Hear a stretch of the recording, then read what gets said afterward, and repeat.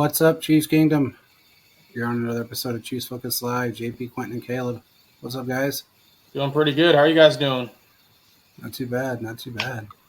Training camp cannot get here fast enough. We're like, what, a week away? A week and some change away? Feels like a Basically. month, but it's a week, yeah. Week and a half. Driving me crazy, man. I can't wait. Yeah, I think rookies and quarterbacks report next Wednesday. Yep, a week from today, basically. Yep, next Wednesday. And then it just basically starts up. And I think rookies and quarterbacks, and I think the injured guys, so those guys who possibly could end up on the PUP list, physically unable to perform list, will be there. So we can expect guys like Snead, and there's a couple others off the top of my head I can't remember, that will be there. But from it looks like it's going to be a good time. We're almost through the dog days of summer. We're almost there. Yeah, well, at least we had the home run derby. Yeah. Anyway, it's the worst sports week in the United States. It really is. No, there's literally nothing going on. Wednesday, Thursday, Friday. UFC. Oh, never mind. Well, there was a chess match on ESPN. Oh, I'm so happy. It really get my athletic itch going. Watching a couple of monks move pieces around. Yeah, their fingers are pretty strong, though. You know. It's just they didn't have professional thumb wrestling. That's what they need to start having. Hey, during the pandemic, I watched marble racing. So marble, okay, marble racing. Yeah, I watched marble racing on ESPN because there was literally nothing else to do because there was nothing else going on. So I watched like a dozen marbles get put on a track. Okay. NFL Network has been playing the same games over and over and over again. I mean, they've played every game from the 2022 season twice now because they have nothing to talk about. It's just repetitive bullshit. They just need to start replaying Super Bowls from years past. Yeah, that's all they can really do. That would actually be a little bit more exciting. I mean, hell, do highlight. Anything's better than what they're doing. I mean, this is so boring, but whatever. Yeah, it is what it is. Next week, the list comes out from the top NFL top 100 that voted by players. That comes out next week. I was like, man, is that going to come out this week? That's a good point. I could use that the whole week. I just would have extended that bad boy. We'd have been like, number one, Patrick Mahomes. How great is he? And then the next episode, we could be like, Chris Jones, number 8. It's pretty baller. Or they put Chris Jones as number 33, and we're like, really?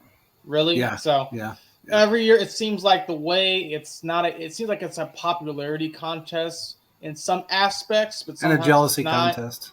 Well, maybe. But I think at the end of the day, what we see with the NFL 100 it's great. But ultimately, like Quentin said, if you can't put Mitchell Schwartz on there, then I don't want to hear it. I don't want to hear it. You know, look, man, a lot of it has to do with this has been the same shit forever.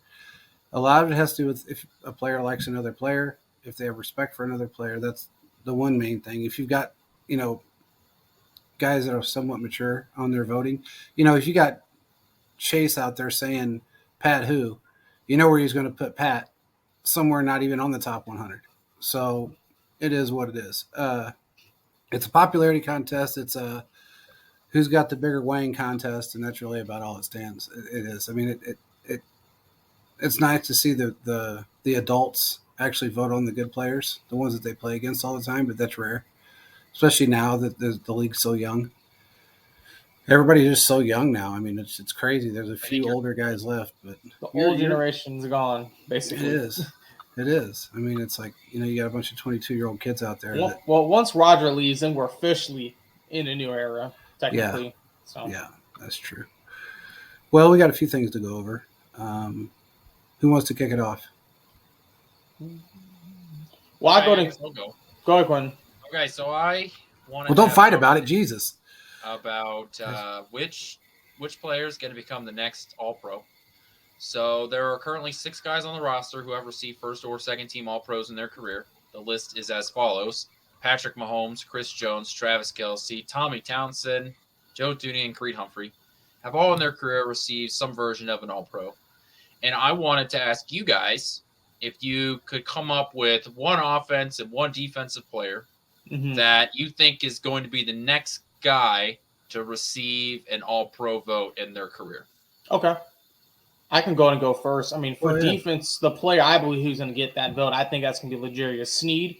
I mean, he's been fairly consistent over the last 3-4 years he's been with the team, has done a lot of great things, has been pretty much a great shutdown corner on the outside, but also in the inside as well. So I believe he has a really good chance.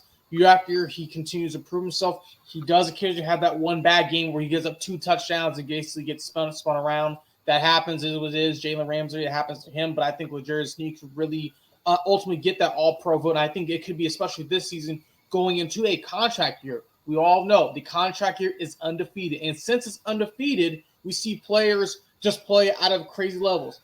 Example, D4. We all remember that time period. So we see things like that. Also, when you look at the offensive players, I mean, there's a lot to choose from. I believe personally we could see an all-pro player such as maybe Pacheco. If he can have another great season like he did last year, he's now kind of entering his prime. When you look at running backs, however, the issue is that the wear and tear on the body. And that doesn't happen until like year 3, year 4. And he was relatively healthy. I'm saying that in air quotes for those who are listening. The reason why I'm saying he air quotes and saying healthy, because he played pretty much the whole playoffs with a broken arm and a torn labrum and played very, very well. If he can go through this season and do very, very well and put up 1,000 yards, let's say 1,000 yards rushing, let's say 300 to 400 yards receiving, that is definitely an all-pro player in his second year. So when you look at guys like Pacheco and Snead, kind of the future in the way things are working out, I believe that this could really help the team take a turn, and also show how much you need to put into your draft stock as a whole as well. I like both of them. I'm going to go with Nick Bolton on defense. I feel like he's due. He's ranked top 10. What is he ranked? 7th, really, isn't he? I think so, yep. Yeah, 7th. He's going into his 3rd season. I think he's going to get it this year. He should have gotten it last year, to be honest with you. He really should have. He played lights out all year long. And he went relatively injury-free. And if it wasn't his first season, if it wasn't for Hitchens, he would have. Yeah, he led the league in tackles, and he only started like 11 games. Yeah. So when he was on the field, he was very, very productive in what he was able to do. What an effective guy. I mean, just absolutely insanely effective. This is probably going to be, I don't know, probably on offense, it's probably not going to be well taken, but I'm going to go with Justin Ross. I'm just kidding. I'm going to go with – I did that for Quentin's sake. I was waiting for it. I was waiting. I was like, oh, no. Who'd you got off? I think I'm going to go with McKinnon. You think he could get an all-pro vote if he – I think he can, man. Look, dude, the guy did things last year that nobody else did. Okay? So I got an NFL record for what he's done. What's up, Chiefs Live? For what he did last year.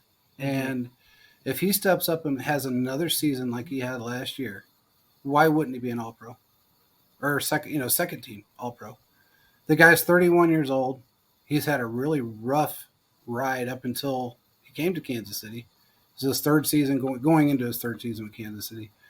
I feel like he's you're on your way back from Vegas and you didn't even say hi. Whatever, Chiefs Live. I see how you are. Anyway, I just feel like he might be able to do it, man. I think he's going to have a good season, especially in the receiving area. Well, give me if you give me a stat prediction just early. What do you think it's going to be? I think he's going to have. Okay. I think he's going to have at least a minimum of 7 touchdowns, maybe receiving 8. And rushing, or just receiving. I think it might just be receiving. Because they've got what they need in the backfield. Okay. I feel like he's going to probably have minimal rushing yards. When I say that, he may have 300 or 400 rushing yards. Okay. But I feel like he's going to have more receiving yards than he has anything else. And the way he blocks, I don't know, man. I just feel like he could do it. He's an all-around player. Mm-hmm. Never got a shot at anything. Now he's got a ring, and he wants to go for 2. You know, if he does what he did last year and helps this offense the way he helped it last year, there's no stopping the guy. Okay. So that's a fair point. That's a right. What do you got, Quentin? So I think I'll just start on I'll just start on defense, keep the trend going. My immediate thought, I think I'm gonna go with Trent McDuffie. Look, we saw a little bit of him and his quality of play towards the end of the year. Obviously, he missed a good chunk of time because of that lower leg injury that he suffered early in the year. I believe was it a hamstring? Something. I believe it was like a lower leg injury. Yeah. Something early in the year on that garbage field that they have in Arizona.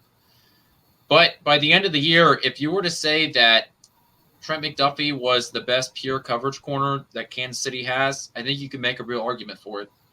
So I would say that on the defensive side, Trent McDuffie is a really fair point. The problem is that he's got some guys to go up against. There's a lot of really good, especially really good young corners in the AFC. Sauce Gardner. Now you've got Ramsey's back in the AFC. So there's some tough competition at the corner position in order to become the cream of the crop, the top tier guys. But if he's able to cover some of the guys that he's going to face. And, if we think that this defensive line is going to get the level of pressure that we're expecting from them, maybe he's able to get a couple more interceptions because of the pressure the quarterbacks are going to be under. I think you can make a real argument that Trent McDuffie is going to be, one of the best, if not the best defensive player on this team moving forward. I really, truly believe that he's capable of it.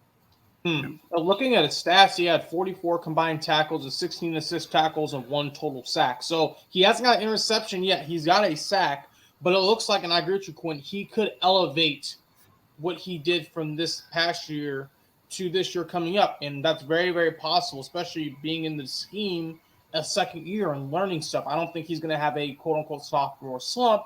I think he's going to have a rise, per se. Yeah, and the problem with predicting the cornerback room specifically is that it is so volatile, but maybe that benefits him. Maybe Sauce Gardner doesn't have this, blowout season again where he just looks like the next Revis Island.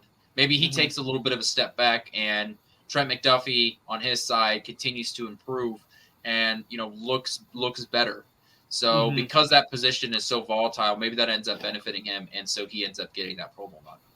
And I agree with that too, especially with the strength of schedule situation. Given what went on last year, we had and going to this year. What's up? We got moving on. Who's this? Who we got here? UJ Sports Nation Network. What's up, man? What's next for CEH? Another team. Let's get through this, and then we can talk about CEH. Yeah, we'll talk about that just in a minute. I've got 2 on the offense. I'll start one with one that I think is a realistic option. I'm going to go with Trey Smith. I know it's kind of boring to say an offensive lineman is going to get all-pro nods, but Kansas City already has 2 of their offensive linemen receiving Pro Bowl nods, Creed Humphrey and Joe Thuney. Trey Smith is right in that interior. We're constantly talking about how good this interior is, and if this offensive line is going to be better, I do think part of it has to be, the interior still has to play at that top-tier level. And Trey Smith might end up getting that nod because if this offensive line is the best offensive line in football, maybe he becomes the best guard in the league. Maybe he becomes the best right guard in the league. So maybe it's Trey Smith. My other one, sort of my sneaky one that I don't know if I truly fully believe yet, but the Chiefs certainly seem that it's possible. Kadarius Toney. Yeah. Right? If Kadarius Toney is the guy that they think he is, we know the targets are going to be there. Right? We know he's the number 1 wide receiver. We know the targets are going to get there. All this assuming he stays healthy. And the skill set's there under a full season with Patrick Mahomes in this offense. If he's able to get 1,500 yards and a good amount of touchdowns, maybe we're talking about Kadarius Toney looking like one of the best wide receivers in the NFL. And we know that at least some of this stuff is narrative driven. And if Kadarius Toney comes out of the gate looking like one of the best wide receivers, where in New York he was a draft bust. Man, that would be a great thing for the writers to have an opinion on, and maybe Kadarius Toney gets one. But that's my dark horse, sort of long shot. And he wasn't a draft bust for himself. It was the Giants that screwed that up. They had a great player. Giants looked at him as a bust. I mean, they're idiots. So I mean, if they looked at him as a bust, they're stupid because what he did with us in the first 3 weeks of the season or of his season with us, they should have known they screwed up. They did something wrong because he's lights out a great player. And if he somehow eclipses Tyreek Hill's numbers from last year, holy shit. I mean, I like what he's done. I mean, I wouldn't say he's Tyreek. Speed is one thing I don't think he really has per se next to Tyreek, but I believe his route running is probably a step maybe above some of the others. And I think if it can only improve upon, then we can start putting him in the discussion because I think he can do a lot of great things. But my concern is, and I think Quentin has said this before, and I think JP you agreed with, is just injury concerns. Now, granted, he's had an entire offseason.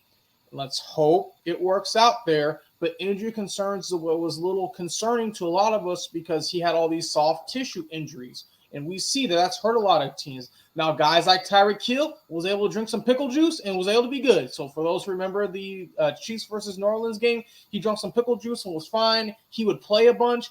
Tony, I'm not really for sure, and I'm not saying I'm not sold on him, but that's my concern. So in the event the Chiefs are to add an additional wide receiver who's more well solidified in the league, it wouldn't hurt as a backup plan just due to all this. But I think Tony can do some things. His ceiling is high. I believe that personally, but it all comes down to can his body hold up?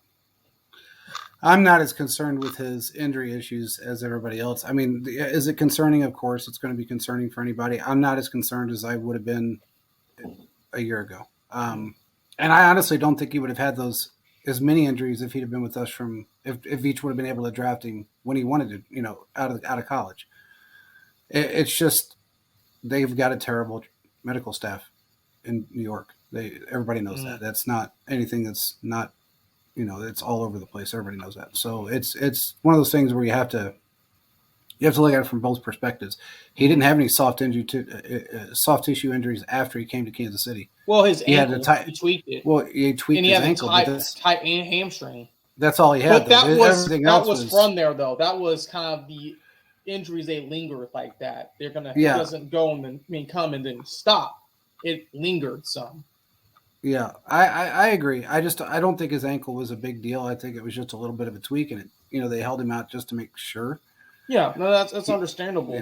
I mean, he came back in the biggest game of the year, had a touchdown, had a long punt return. I mean, without Tony, you can argue the Chiefs may or may not be able to do what they did 5 months ago. So, and that's true. I mean, honestly, when they took him down, when he kind of ran out of gas, is what they called it. I don't think he ran out of gas. He was just looking for a lane there towards the end when he got down to the 5-yard line and they put him on his back. I was really surprised he didn't get a concussion as hard as he hit his head because he went down really hard on his head. On the back he might have, but the adrenaline was pumping, so it could have been. You never know. Mm-hmm. Hold on. Let's do this really quick.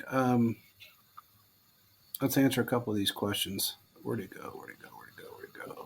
He said, "What's up for CEH?" I think CEH is probably going to make it through. I don't even know if he's going to make it through training camp. They're still trying to trade him. If he does for some reason make it through training camp and outperforms, what's his name? Prince? Yeah, Prince. Prince. He may end up somehow back on this team, but I'm having a hard time believing it. They've tried to trade him 3 times. Twice during the regular season and then once during the draft. And nobody wanted him. So I don't see him being here. You just never know. I mean,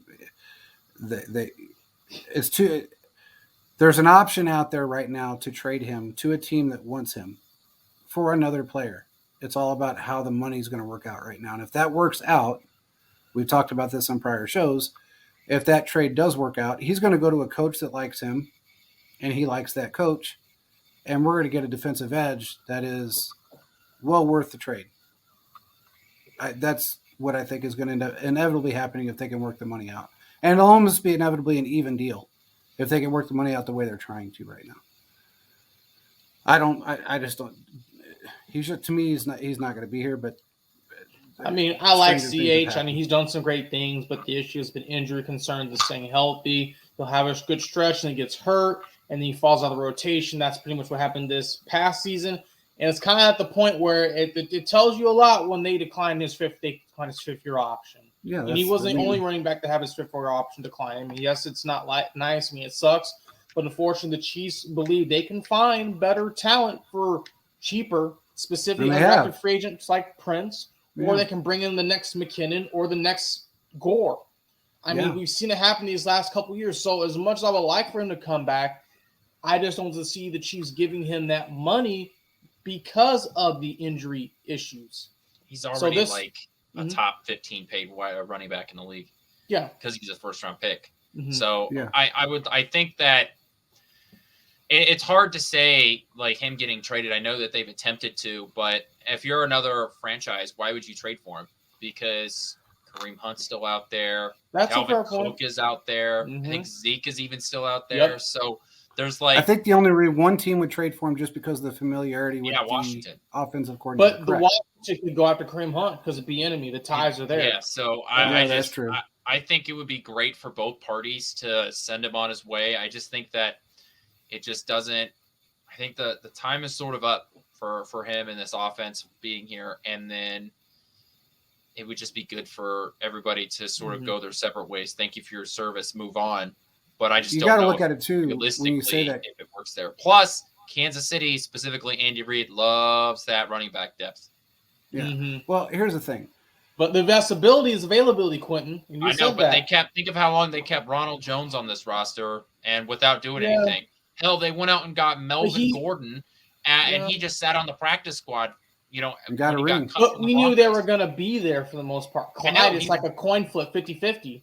If Ronald- CEH isn't playing right and he's just sitting on the roster, he's Mhm. healthy. So in a pinch, you can use him. So I do think that Mhm. Kansas City values just having that guy there. That's a fair point. Now, I'm going to rebuttal with that and ask you this, Quentin. Who could they – I mean, we obviously know there's a couple trade partners, but do you think if you were the GM, would you want him sitting there basically collecting a check not to play? No. I personally believe you got to move on from now. This is another thing. Do we know his cap hit? Because if the Chiefs were million. to cut him when it comes to after training camp, now the question is this: you could do a similar trade, kind of how the Chiefs were able to get Charvarius Ward, trade Parker Ingram to the Cowboys and got Charvarius Ward in return. We could see a trade possibly like that happen. But I mean, that's kind of a big profile. I mean, if he makes it out of camp, I think there's only a small percent chance he makes it the first week of the season. If he makes it the first week of the season, I don't see him going anywhere else unless there's a team that absolutely needs running back help. He could very well be kind of similar to how we saw a trade happen last year, Rashad Fenton. I mean, he basically got cooked by, I forgot which receiver was watching the game the other day. He basically got cooked against the Devontae Adams against Monday night against the Raiders, and he was gone like 2-3 weeks later. So I think we very well could see a trade something like that happen, just up with a team with running back depth. But honestly, I just believe it's really up in the air at this point. Well, looking at the running backs that are out there right now in free agency, yeah, there's some great running backs out there, but you also have to look at it from a monetary standpoint. Yeah, there's a Kareem Hunt tied to Eric Bieniemy, but Kareem Hunt's going to require a lot more money than CEH. Oh yeah, he's going and he's younger. So CEH is younger, and if he can get into an offense that he's familiar with, and we can get a great defensive player out of it and do a trade, a pick trade, fifth for a sixth, I think that would be a better option for Washington, and from a financial standpoint, than to go out and get a Kareem Hunt or a Cook or whoever else is sitting and because they're going to. I mean, look, man, those Kareem Hunt's going to get $7-8 million a year. Yeah, I feel like that's kind of pushing it, to be honest with you. I only see him getting in between 3 and 5. I can't see it. How? I can't, because he's too good. He's too good of a player. He's too seasoned. I understand, but with the Browns, his value has greatly diminished, especially this last year. But anybody that's got any brains will understand that he was on a rotation with Nick Chubb, and he was the backup to Nick Chubb. Every time he stepped on the field with the Browns, except for the little injury issue that he had, he performed, and he performed very well. He performed like he did when he was with us. I feel like he could get $7 million a year somewhere. Look, if the going rate right now for a running back in franchise tag is $10 million, he can get 6 to 7. I just feel like he can. I feel like that's just me. I just feel like 5 is a cap. Quentin, what do you think? For who? Kareem Hunt? Yeah, Kareem Yeah. Hunt, what would you say his value is right now? I say I- 5 is his cap. JP says it's up to 7. Yeah, I think. I mean, if 7 was the number, I would take the under on it. I would definitely take the under on it, just because the closer we get to training camp, I think the more the leverage turns for the team and not the player. I mean, do you really think Carlos Dunlap wanted to get paid as little as he did? No, he would have He made much more rather money sign than a some bigger of them, deal, though. but that's just the way that it works out. And the closer you get to training camp, the less money that's available anyway. So even if your value is, let's say hypothetically, his value was $10 million at the start of free agency, teams don't have $10 million. So it doesn't matter what your value is, that money is simply not available. So, the only way I could see that is if one of these star running backs on a mediocre team gets hurt, and then a team gets desperate to sign you.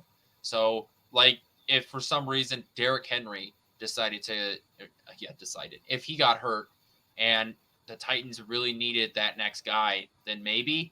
Mm-hmm. I know that Alvin Kamara just got hit. He just dealt with his off the field issues and paid a civil suit an undefined amount. So he's going to get suspended 6 games probably. 4 to Not 6 8, games yeah. probably. So, maybe one of these running backs signs with the Saints to help take up 4 to 6 games. But yeah, I just don't know. The running back market in terms of trade value and just overall contracts is so messed up right now that to determine the value of what a guy's worth on the trade market and when they're free agents is just so convoluted to me that I couldn't give you a straight answer. Because while I agree with you about technically Kareem Hunt was the backup to Nick Chubb, Kareem Hunt is a starter on like a dozen teams. Oh, if not more, yeah. Yeah, he's a great player. I would have not complained if he came back here. Not now, but I mean, last year, prior to us knowing what Pacheco could do and the fact that McKinnon played the way he did, I was hoping he was going to come back here. And he had the green light to come back. I'm kind of surprised that didn't happen. But, at one point he asked the Browns, because he wanted out, he asked the Browns for $10 million. He wanted to renegotiate his deal he wanted $10 million a year. He knew he wasn't going to get it, but he wanted basically like, what can I do to push myself out of here? Exactly. That's exactly what he was doing. Mm-hmm. But I still feel like he's one of those players that you can count on for sure. And financially, for the Commanders, the football team, whatever the hell they call themselves now, the football team in the Washington metropolitan area. Those guys, them. I feel like financially it would be better for them to go with with the CEH, just simply because they're getting rid of a player they want to trade. They want to trade anyway. If they can get out of it relatively smooth, not have the cap hit, we do the same thing. They get a player they want, we get a player we want. It's relatively, who cares if we trade a 5th for a 6th? We got an extra 5th coming anyway. So who cares if we trade a 5th for a 6th? If we can get that deal done. And then also make the contract work where it's almost an even deal. Because they're both getting paid relatively. You got $4 million going to why can't I think of his name right now? The edge rusher. God, I'm tired. From Washington. Chase. Yeah, to Chase. You got $2 million going to CEH for this season. So why not split it down the middle? Say, okay, well, we'll give you a 5th. You give us the 6th in return. You eat 50% of his contract. We're still at $2 million. We're still paying $2 million. We're getting a lot better player. I just feel like in a position of need compared to what we don't need another running back per se right now. We've got a great group. Mm-hmm. I don't think CEH is going to be that much. I mean, to me, he's the Ronald Jones of this. Yeah, if he's on the roster, running back room. He's a bench warmer. Mm-hmm. He's absolutely a bench warmer. Or if he's on the roster at all, he's a bench warmer. So why pay somebody $2 million to sit on a bench? I just don't see it being, worth it. But that's just me. There was one other question he had. He said, is D-Hop even worth it? In my opinion, not from what I'm understanding and what the Browns offered him, there's no way in hell he's coming to Kansas City. If he's not ring chasing, he's bag chasing. He's not going to come here for what we're going to offer him. Not going to happen. Not with what the Browns have already offered him. And from what I understand, it was $15 million with incentives. So if he goes there, more power to him. Where he's not worth $15 million in this offense.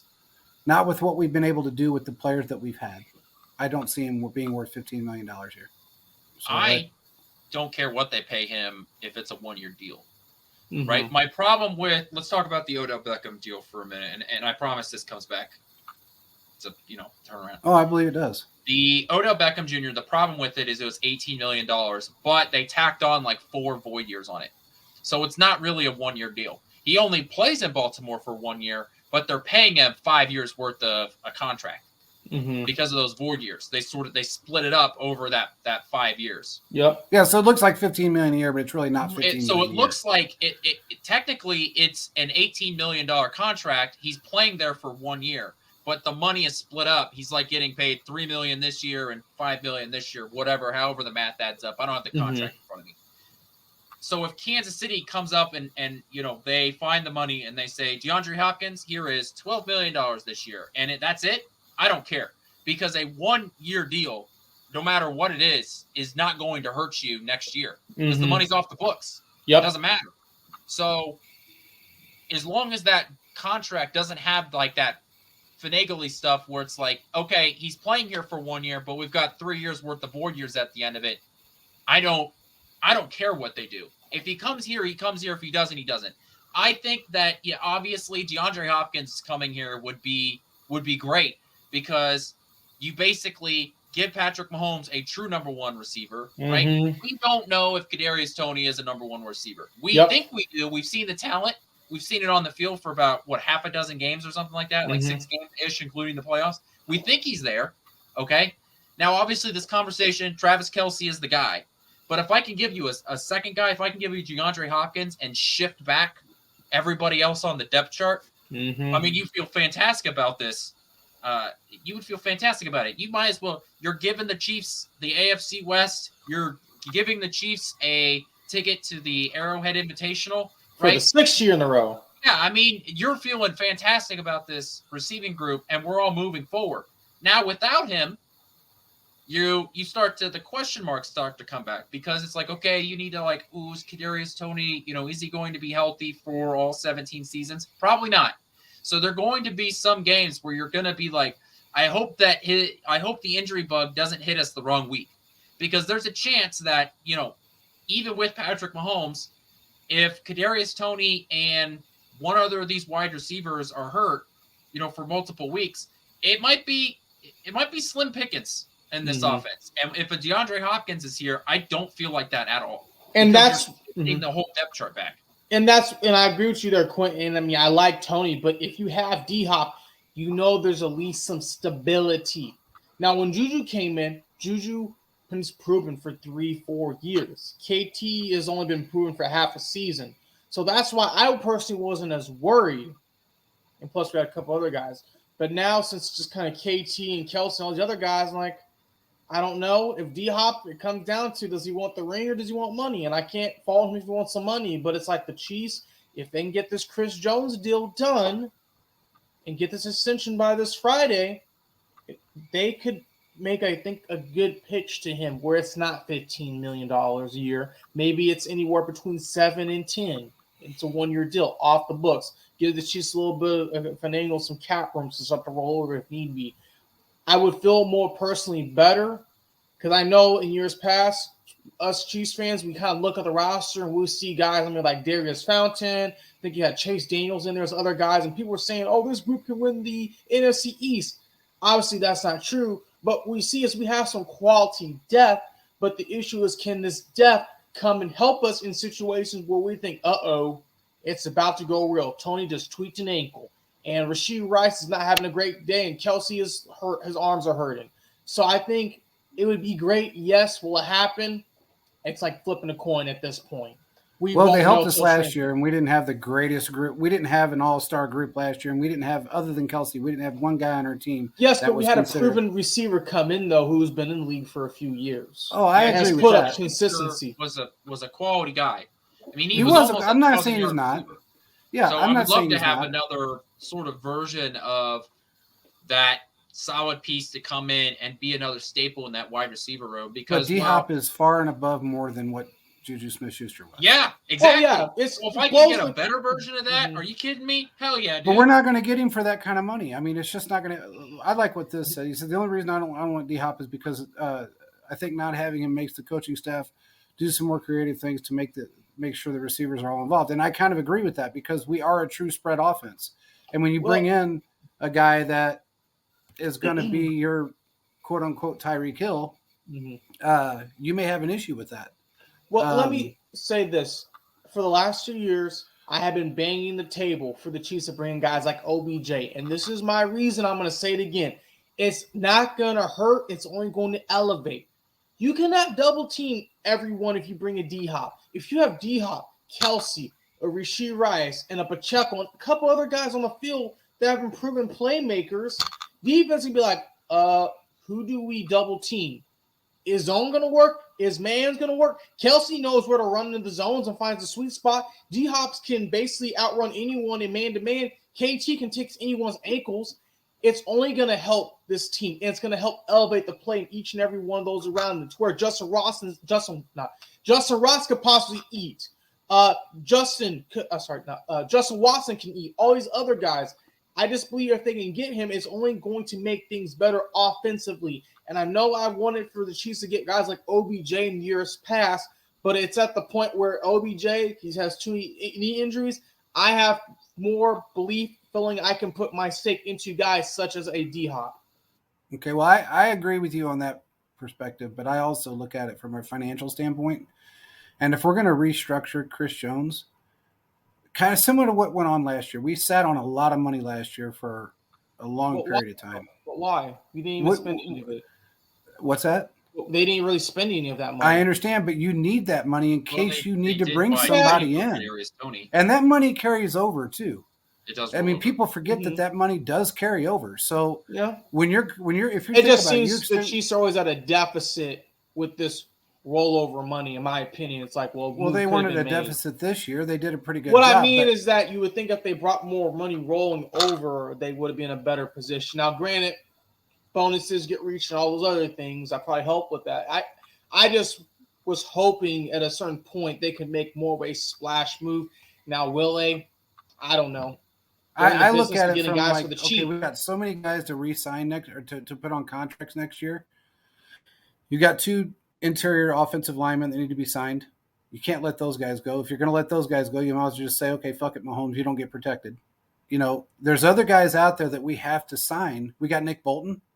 We got all these guys that are going to come up on contract pretty soon, and they're not going to get rid of Nick Bolton. They may get rid of Willie Gay, but Nick Bolton's not going anywhere. If they want to keep a Snead, which would be smart for them to do, I mean, I can't say they will or they won't right now, but it'd be a really smart idea if they did. Because you need that depth in the cornerback room. We've went with 4 before, and we know what that turned out like. You know, we got lucky one season, and we went the entire season with 4 corners total on our roster, and none of them got injured. It was pure luck on our side. It just is what it is. But I don't see why you would spend the money if you can restructure Chris Jones, put it into a couple of other quality players that may not be a D-Hop name, but can get the production, kind of like what we did with Tyreek Hill. We got rid of Tyreek, quote unquote, most dangerous wide receiver in the league, probably top 2, top 3 in the league. We got rid of him, but we filled that with quality players for a lot less money and kept money on the books. If we do that this year and we restructure him and keep $5 to $8 million floating all season long, we carry that money over, then we don't have to worry so much about who we're going to re-sign next year or how we're going to re-sign them. Because we got 3 or 4 guys next year that we have to put on a contract. We don't have a choice. It just is what it is. So I'm kind of looking at it from a financial standpoint. Do I want to give a 31-year-old wide receiver that just came off a season-ending injury $12, $15 million for one season when I can give two above or average wide receivers that can fit within this offense, give them $7 million total, and keep that other money to roll over, I'd probably go that route just to make sure we're keeping the guys that we have on our team. And I will say this, even and people may not agree with what I'm going to say. Even the Patriots did made splash moves that were kind of unorthodox, and it kind of did work.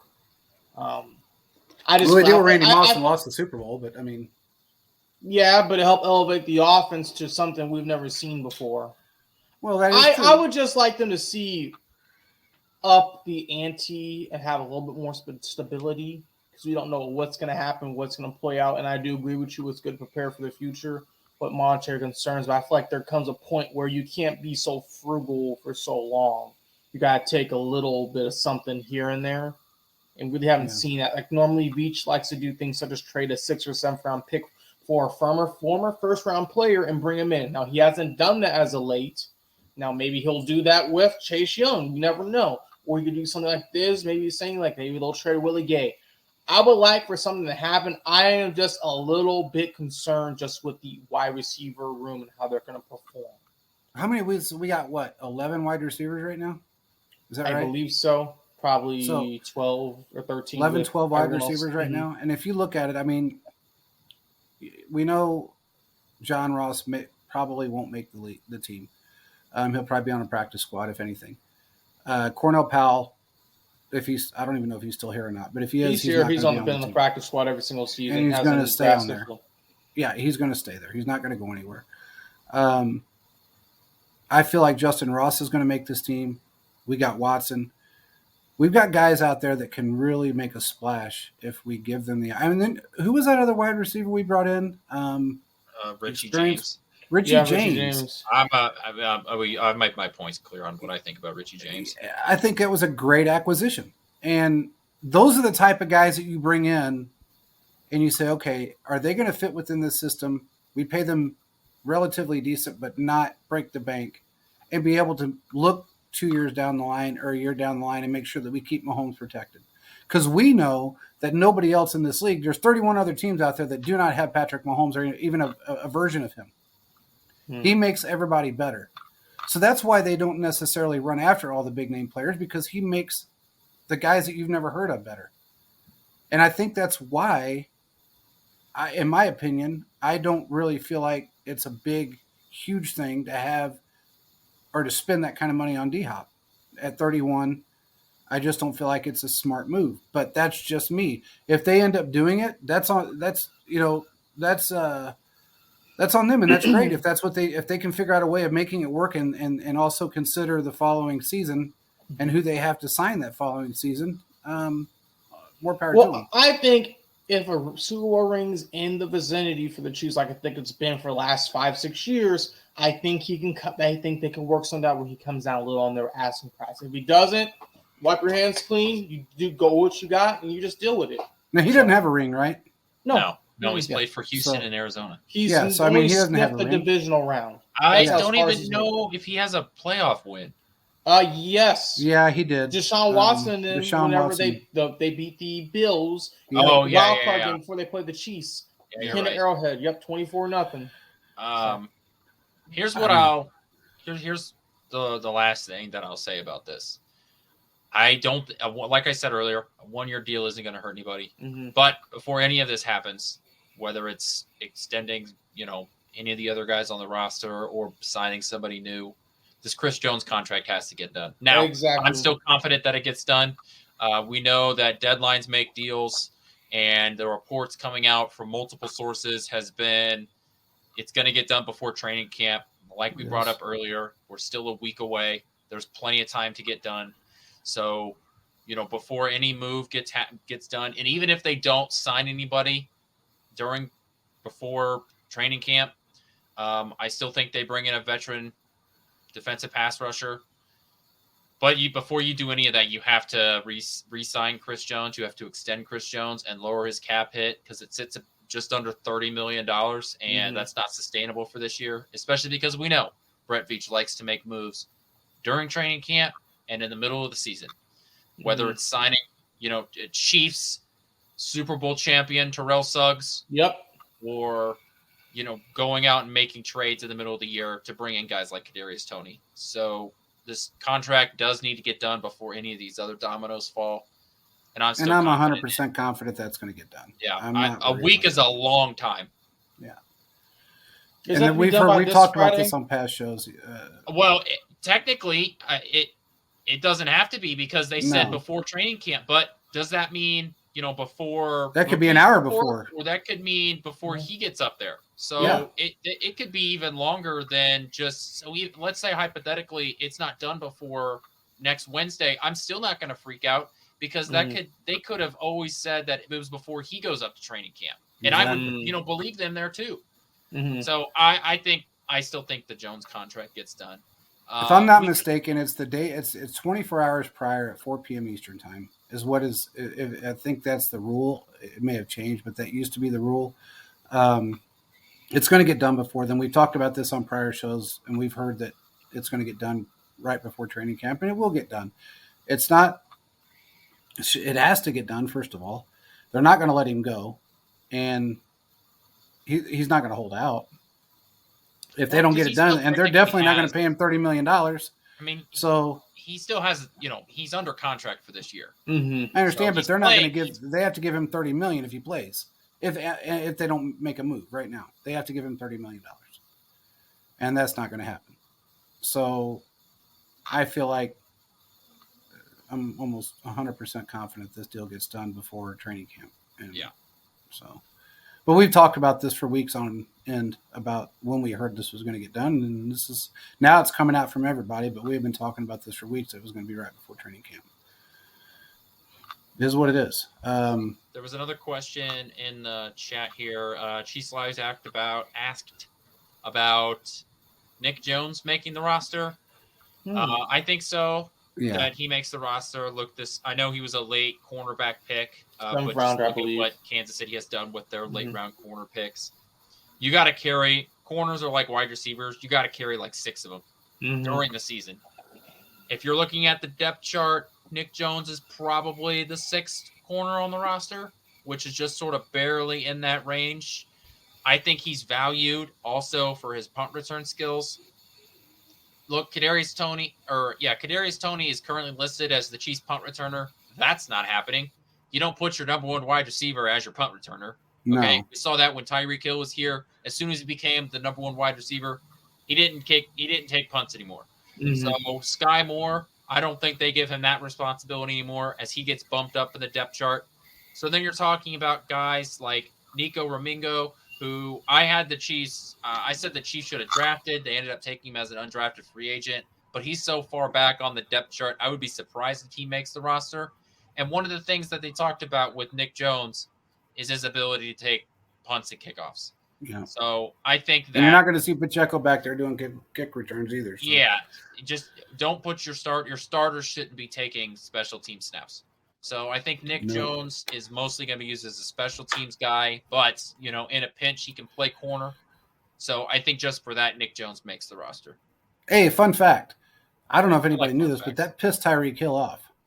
What By that the way. he was taken off the punt He was returns? yanked off the punt returns. You're he talking was about mad. injury risk and all It's that. common practice. It is, and It happened to pissed him off. AB. It's happened to all these other guys. It's common practice. That's they are protecting the investment. I know, but I'm just telling you, it pissed him off. He wanted to stay on. He wanted to do both.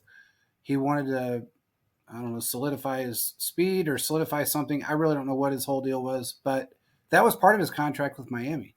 If anybody ever looked at it, his contract is he can return punts as a wide receiver. That was in his contract. So that was one of the main things he wanted to accomplish when he moved on. So, and he got it because he did return a couple punts last year. And if I think it was his 3rd season with the Chiefs when he was his 3rd season. He returned a few punts, but it wasn't after that. It kind of just cut down to nothing. I think maybe was it 2019? He might have returned a punt or two, but that was really about it. There wasn't any more after that. So, anyway, moving on. What was the last thing we want to talk about, Quentin? You had something. A certain super fan got arrested. Oh yeah, that gave me Sort of what buried the lead there. Can I ask you a question? Shoot. Now let me ask you something, and this goes for everybody in the chat too. Remember, it's all allegedly. We don't get It's, sued. everything's 100%. allegedly, but allegedly, how fucking stupid do you have to be caught in the city that you were a fan of, that you started your whole criminal career at, and then busted out of your fucking ankle bracelet and got caught in KC by the KC FBI? How stupid. I mean, honestly, you got to be the dumbest bastard on the planet to get. I mean, you might as well have just walked up to the FBI building and sat down on the step. Well, Yeah, I would say this. Go ahead, Quentin. He was caught. He was caught in California, which is where he's originally from. But it was the Kansas City FBI that And it was got the him. Kansas City. Yeah, he got transferred here to Kansas City. And I think today he was in court.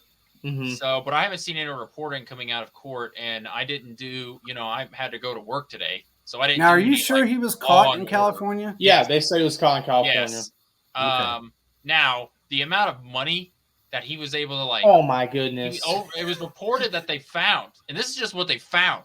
Mhm. So there's more, that they found over $1 million, and that he was laundering money through artwork and through local casino chips like Argosy Casino and all that. Mhm. He was like buying high value casino chips, and yeah, man, He had a lot, Okay, let me ask specifically you. in bank accounts. He had like 4 or 5. Well, Yeah, here's they say he another had thing. one at least. Some that had 100. It's crazy. It's ridiculous. Okay, well, here's another fucking scenario.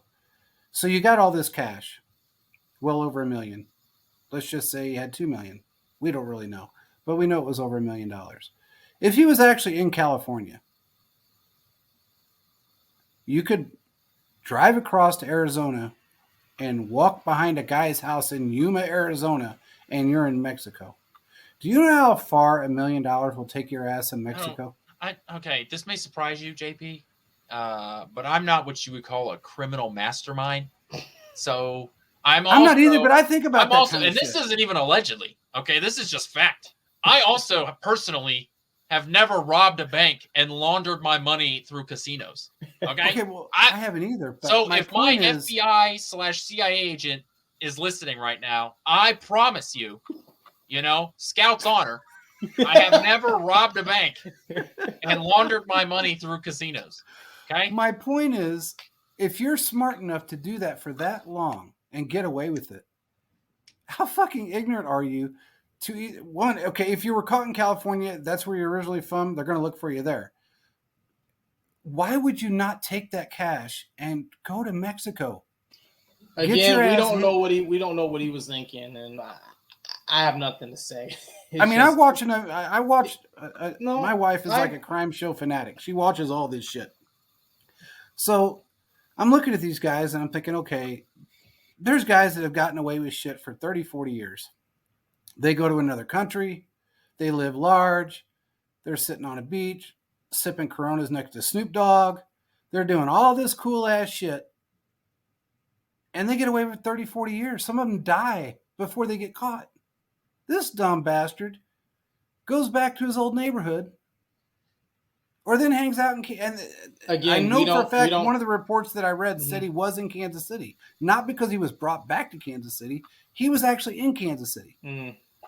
Well, Well- after he cut off his ankle bracelet. Yeah, here's the thing, and this will be it. I won't give any more advice to any, except I see our listeners. I see our listeners would never be criminals. Okay, so this isn't. I don't even know why I'm saying it, but personally, in a world where some reason a bank was robbed and my name was put on it, and I got, I don't know, like $350,000 from said bank, I'm not robbing another bank. That's it. No. I completed my goal. Okay, a $350K. That'll buy you a decent house here in Kansas City or anywhere in the Midwest. Okay, Or some and land. I'm good. Okay, I'll keep living my life.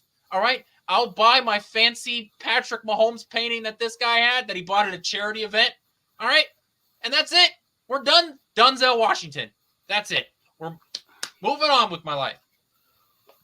I don't Yeah. know. Man. I guess Are it's no so different than stupid it's no and different smart than at these the same sports time. players, bro. It's They crazy. get greedy.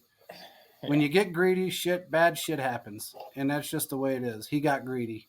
I mean, he got away with it for I don't know how many years he's been. I mean, It's been multiple saying he's years, done it but- I think the article was saying pre-Mahomes there. It's like 2014, 2015. Okay, so why was he living in a car then? Again, I don't know. I'm confused. And I will tell you this, the last thing I'll lead off before we end the show. We will probably get a book or a documentary within the next year. So when we he's do gonna that, get we will have paid. to do a breakdown. For the record, Mhm. I tweeted at Netflix, and I asked them to do a mini documentary on it. Okay. So when when the Netflix documentary comes out, and it's like 6 episodes long, and they're all an hour apiece, I will binge watch that in one day. And I want my name in the credits. That's it. I don't. It needs But to you be got at the him very paid end, again. like idea by Quentin Morris. Okay, But you that's got it. him That's all I paid need. again. I don't need any financial benefit from Netflix. I just need you to say idea by. All right. You That's just all. made the man more money, is what you did. Well, Because Netflix ain't gonna. I mean, he ain't gonna do it for free. He's got to He sign doesn't off have on to that do. shit. He doesn't have to do They don't have to pay him for it. Plus, he's in prison. They can pay him in ramen noodles and honey buns. oh, okay. Hey man, they got commissary. All right. They can get him some nice shit. I know guys that were sitting in there with carpet TVs and air conditioners, so they had cable and shit. You never know what he could buy, allegedly. But regardless, he's an ignorant bastard to get to. I don't know. If I'm cutting my ankle bracelet off and I got that kind of cash sitting in banks, sitting in They my were car, monitoring, though, I guarantee you. I They're guarantee monitoring all him. that stuff. Oh, I'd have been gone in a minute. I'd have been gone in a minute. You wouldn't have seen I'm sure my your ass wife again. would love to hear that. She can hear it right now. I'll be gone in a minute. So, All right. Anyway, moving on. Well, this was kind of a fun show, and I don't know what kind of time he's going to get. I mean, armed robbery is. I mean, if he was out here, he'd get probation, but unless you got shot, then you get a casket. But in some states, they prosecute you for things like that. California, Nevada, just not one of those places you really get a big. I mean, most guys out here get slaps on the wrist for that kind of shit. So, who knows what he's going to get? It depends on how many states he gets prosecuted in. Because if he got caught in California, Allegedly. but he did the one he got arrested for the last time was in Tulsa. Oklahoma. But he's been the FBI says that he's potentially done. There was Wait a minute. on Twitter that I don't I'm remember. One of the so local glad. TV channels tweeted out an image of where his cell phone pinged. And I'm so it's glad like- you said that. I am, because I know Caleb will remember this. When he was first arrested, or when he was on the run originally, we talked about this, and we had heard that it was deeper than what it was thought deeper than was. what Oklahoma was. He basically robbed a bank in every city that he Mhm. traveled to that the Chiefs were in. Because I remember seeing an old article, and I think I told you, I don't know if I told you, Quentin, but it basically extended back prior, because I think there was a Chiefs versus 49er. Basically, there was some game out in the West Coast where San the Francisco similar game, yeah. prior and all that stuff. pretty One in much. Tennessee. So. He hit banks everywhere. So So then they came on and they said, "Oh no, they only got him on one bank." That's not true. The local news said it. In TV, the radio stations, the local AM radio stations said that. No, they had him on multiple different bank robberies in multiple different states. I mean, look, man, you jack around in Tennessee, armed robbery, that'll get you 80 years. So it really depends on how the FBI decides they want to do this. That they want. I mean, it's you going to know. be federal. It's Mhm. going to be multiple federal felonies because he crossed state lines. yep. I mean, I wouldn't be surprised if you got multiple, like life sentence at this point because of the amount of crime. Because it's not just Mhm. one. But we'll just have to wait and see. We had to at least bring that up. So, other than Well, I that, hope don't they got take the anything money else. I hope they take the money that he had and actually use it to pay for his stay in jail, because every time somebody sits in a prison cell, especially federal, it's about $60,000 to $80,000 a year that taxpayers Mm. pay out for them to sit in jail. So it'd be nice to see if that money would actually go to something good, whether it be pay for him or go to a charity or some of Mhm. Yeah. some Somebody needs it. I don't care if it's a Ronald McDonald's house. Somebody needs it. I mean, somebody needs that money besides him. Yeah, I mean, hell, I could use it. Dibs. Can I call dibs? Yes, Hey, man, as long as you split it, you can dib away as long as. FBI Kansas City. Dibs. Yeah, 33rd and a third. I mean, there's three of us. So whatever. But regardless, it's been a fun show. We are going to have somebody on, I believe, Thursday. We were going to do it tonight, and things just got kind of jumbled up. But we are going to have a guy on Thursday that is a Miami Dolphins fan. I believe it's either going to be this Thursday or next Tuesday. And he believes that Tua would have been the MVP last year, barring injuries. So we really have to get him on to get his thinking and his mindset behind that statement. Because I have it and I screenshotted it just to bring it up, and I'll post it on the show when we do it. But I want to know where his mindset was to think that Tua is an MVP caliber quarterback when he needs every weapon in the world to make him good. That's all I want to know. With that being said, we will probably talk to you guys again on Tuesday with a guest, or Thursday for sure with a guest. But if he's not on Thursday, he will definitely be on next Tuesday. We want to thank Foco Sports for sponsoring this show. And make sure you go on to foco.com. Check out our pinned tweet. We have a giveaway going on.